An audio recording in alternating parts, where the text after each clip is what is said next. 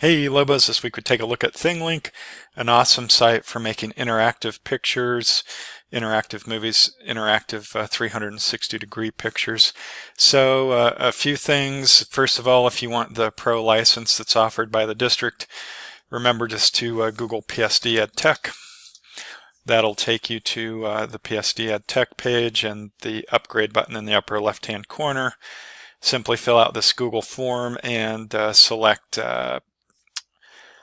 thinglink from the list, and within a day or so the district will upgrade your account to the pro and also create accounts for your students. It gives you some more bells and whistles and things like that, so make sure to take advantage of that.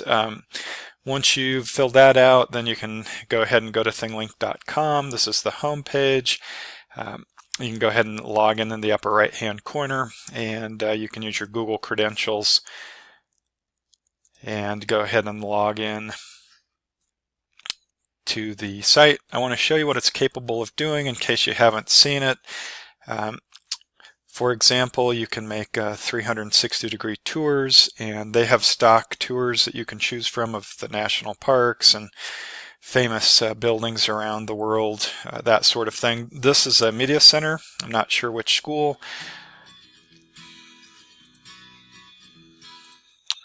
Okay, they use the 360-degree camera to take this, which I'm ordering for our media center. It should be here by the middle of next week. Anyway, they took a 360 of their media center and then created an interactive tour, so you can check out the 3D printer, the green screen, some of the books they've got, some of the areas that they have for students to enjoy. Just the different parts of the media center so that you could get acquainted with it before you ever go to the media center. There are actually teachers that are making full-on escape rooms using this 360 virtual tour idea. So instead of having to go to a room down in Old Town to do this escape room, you can just do it through the 360 tour. Okay, so that's one way to use it. Here's a map, so if you're a geography teacher, you could ask your students to make an interactive map, including YouTube videos, websites, text that the student types, links to websites. That can all be integrated into the thinglink. And students can make virtual field trips, and I'll show you where to find these images in just a second, but this one is a virtual immigration museum. So a student was able to make that tour so they could watch videos, they can see pictures, they can look at maps. So these types of things can all be incorporated into the interactive images that your students make. A science project where students took a diagram and added interactivity to it. So again, you could have this become a writing assignment. You can do a lot of things with the tool. It's really versatile. Here is the 360 library. So to remember to get there, you just go to thinglink, click on welcome, and here's the 360 library, and you'll see that there's 360-degree images from all over the world here that your students can choose from to utilize in their own projects. So, and you can search through these or just scroll through them. But these are all ready to go. Students can go ahead and add these right to their project. All right, and then we'll have our own 360-degree camera if they want to take pictures and make virtual tours of the building or different classrooms, or even take them onto field trips. Enough of that. I want to show you how to make your own, and let's just start by making sort of an interactive map of Colorado. And so your students would open a new tab, and they might search for Colorado map. And then they'll go to images. The mistake that most people make here is they'll just right click and save this image, and they're just saving this little thumbnail image of this map of Colorado. So try to avoid that. And then I like to try to use sort of more reputable sites to get my images from, because otherwise you risk getting adware and malware and that sort of thing. So this site, this University of Texas site would be good. Flickr would be good. Wikipedia is good. I always get a little concerned with sites like freeworldmaps.net. Sometimes when you save the picture, it also downloads a bunch of adware and spyware that you have to deal with later, so I try to pick sort of reputable sites. So click on this. Oh, well, first I want to show you this trick. If you go to Tools, you can select a large picture. And that's useful because if the image is small, it's not going to make a very good interactive map. So have your students search for large images using that Tools section. And so again, here's that University of Texas. I can click on that. And this is still just a medium-sized image if I were to right-click and save this at this point. So I usually like to go ahead and try to right-click and open the image in a new tab just to make sure that yes, I'm in fact seeing this big, nice, full-size image. And once I have this, then the final step is to right-click and save that image as. And let's see, I'll just maybe put it, I've got it in this folder, so I'll just navigate to that in a second. Now you might have the students find other images also. So let's see, maybe I want to find something of the sand dunes. So I'll go ahead and search for that. Again, making sure that it's a nice large image, and trying to find hopefully a reputable site where I'm not going to be downloading a bunch of adware and that sort of thing. So lots to choose from here. I think this colorado.com will be fine. So let's try to click on that and see if I can right click and open that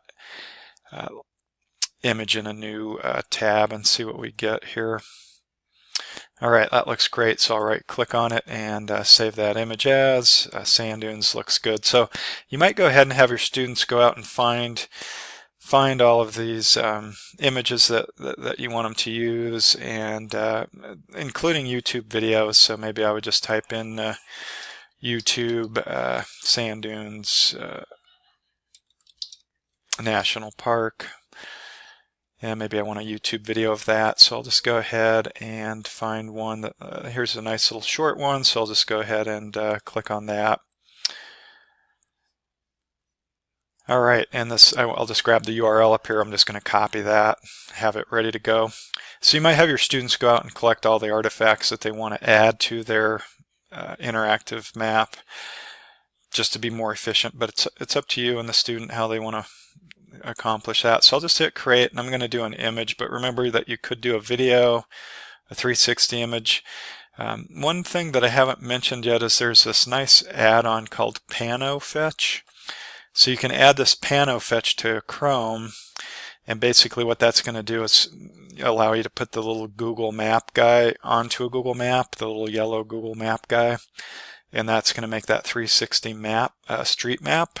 And then with this Pano Fetch extension, which I'll show you in a minute, you can actually save that image and make a 360 image of it. But in this case, I'm just going to upload a plain old image, and I think I just have it on my desktop, and I think I've got it in a 360 folder here. Yep, here we go. So here's that Colorado map, and it's just going to be this nice big map only because I found this nice big map. If I'd saved that thumbnail at the beginning, I would just have this little tiny thumbnail. So make sure that you get a nice big map. At this point I can start adding tags.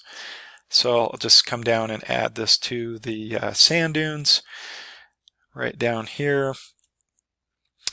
And then I can pick what style of picture I want. So I want this style of picture. I'll delete Niagara Falls and add my own picture from the sand dunes and replace this text with my own text.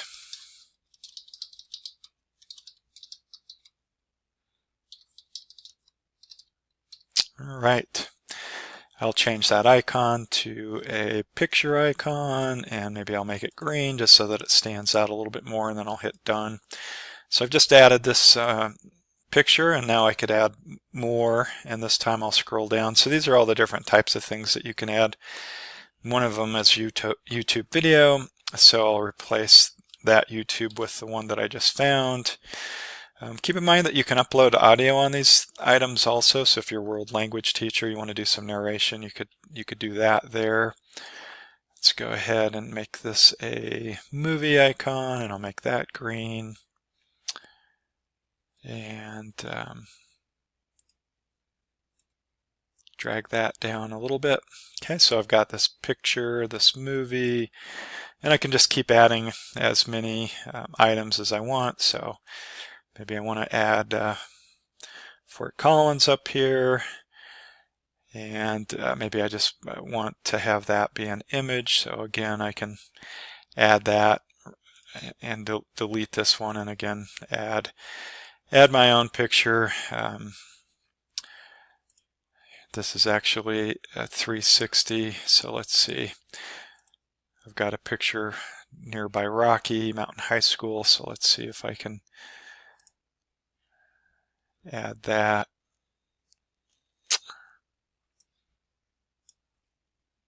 And it looks like I would have to add a link to an existing, but so I don't have one there. So anyways, just keep in mind you can add a whole lot of things to your map. One thing that you can do is embed code. So if you had a Quizlet that you wanted to add to your map, you could grab the Quizlet embed code and add that to the map. You can have your map actually linked to more 360 tours, which would be pretty cool to do. This tour creator allows you to again link a whole series of thinglings together. So maybe a geography teacher studying Africa, each student could be assigned a country. When the class is done, the teacher could basically link all of them together from the continent to each country with this tour creator. So a lot of neat options. When you get the pro account, there's even more options in terms of maps and things that you can add. So just be aware of that. When you're finished, you'll just hit save and close, and then you can see how it works. I didn't add much to this particular image, but you get a sense of how it works. And then when you're finished, students can share that. They might go into settings first. I can click on this cogs, and I can make it unlisted. I can give it a title, and this is how they're going to ultimately turn it into you. Make that unlisted and save that. And then when they go to turn it into you, they'll just hit the share button and grab this link, and then they could just copy that and paste it into your Google Classroom, and then you have a way to grade that, or make an interactive tour where you're linking the students' projects together from the, say, the continent of Africa or whatever you're studying. So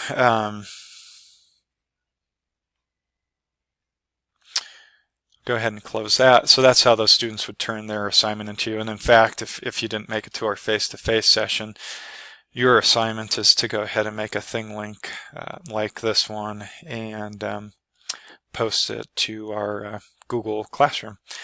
Thanks for watching this week's High Tech Friday. Hope you'll try this tool out with your students. I think they'll enjoy it. It's a nice way to change things up. If you and your students get creative, you can use it for all sorts of different things in every subject that you can imagine, incorporating all types of media. Again, we'll have that 360 camera in the Media Center next week, or hopefully around Wednesday. Thanks for watching this week's High Tech Friday.